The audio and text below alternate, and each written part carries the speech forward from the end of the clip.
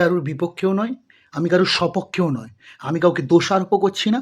আমি কাউকে বলছি না যে মিথ্যে কথা বলছে। ভাই, এই মেয়েটা সারাদিন প্রভাহর নামে উল্টা-ফুল্টা বলতেই থাকে। প্রভা এই করেছে, প্রভা ওই করেছে।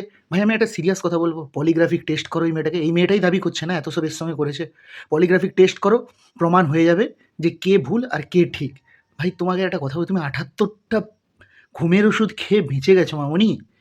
তুমি অত সহজে আমার মনে হচ্ছে না টপকাবে। আর এত অত্যাচারের পরে তুমি যে এই যে বেঁচে আছো আর রাস্তায় রাস্তায় যে গান করছো, ভাই হ্যাটস অফ। এত অত্যাচারের পরেও তুমি রাস্তায় গান করতে পারছো, কিন্তু তুমি অত্যাচারিত, নিপীড়িত। ভাই, আজকের ডেটে এই ধরনের নোংরামো ওমেন কার্ড আজ ৮০-৯০% পৌঁছে যাচ্ছে দিন প্রতিদিন। এটা একটা ভিকটিম কার্ড, ওমেন কার্ড, আর এটা একটা ব্যবসায় পরিণত হয়ে যাচ্ছে। ভাই, এটা মেয়ে হোক বা ছেলে হোক, তোমাদের নিজস্ব দায়িত্বতে এইসব মেয়েদের কোনো পোস্ট বা কোনো ভিডিওতে কোনো রকম পজিটিভ রিপ্লাই করাই উচিত নয়।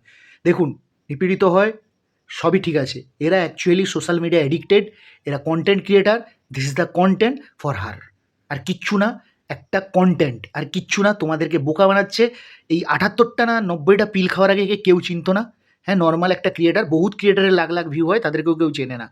ঠিক আছে, তাদের ফলোয়াররা চেনে, বিশেষ কিছু চেনে, সবাই নাম জানা নয়। এখনও পর্যন্ত ওয়েস্ট বেঙ্গলে খুব কমই আছে ক্রিয়েটার যাদেরকে মানুষ চেনে, হয়তো তাদের থেকেও বেশি ভিউ হয় অন্যদিকে, তাদের চেনে না। এরা হলো ভিউ অ্যাডিক্টেড। বুঝতে পেরেছো তো? একটা ছেলেকে বদনাম করে প্রত্যেকবারে, হ্যাঁ, উল্টা-ফুল্টা করা। আমি বলিনি যে একদম যে ভুল তাও নয়, কিন্তু এই জিনিসগুলোকে সাপোর্ট করো না, সাপোর্ট করো না।